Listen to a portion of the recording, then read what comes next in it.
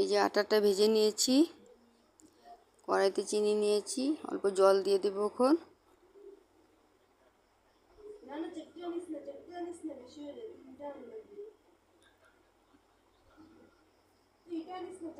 আধা লিটার দুধ নিয়েছি, ক্যারামেল করতে বসিয়ে দিয়েছি। এখন আটাটা একটু দুধ দিয়ে গুলিয়ে নেব, ভিজিয়ে নেব আমি এখন।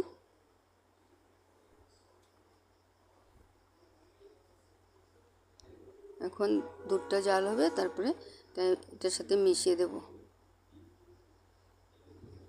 ক্যারামেলটা হয়ে এসেছে আমার।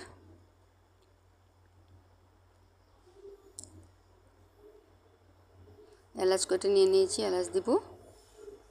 এই দেখুন ক্যারামেলটা হয়ে এসেছে। এখন দুধটা ঢেলে দেবো আমি।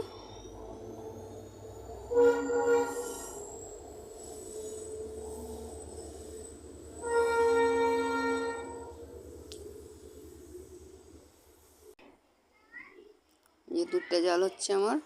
এখন এই যে আটা ভাজাটা মিলিয়ে দিচ্ছি আমি, দুধ দিয়ে ভিজিয়ে নিয়েছিলাম। এখন নাড়তে লাগবে, নাহলে লেগে যাবে। সব ঢেলে দিয়েছি।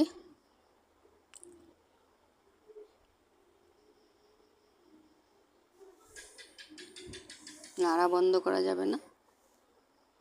এলাচ গুঁড়াটা দিয়ে দিলাম। এই দেখুন আমার এটা হয়ে এসেছে। এখন ঢেলে নিচ্ছি, এখন ফ্রিজে রেখে দেবো।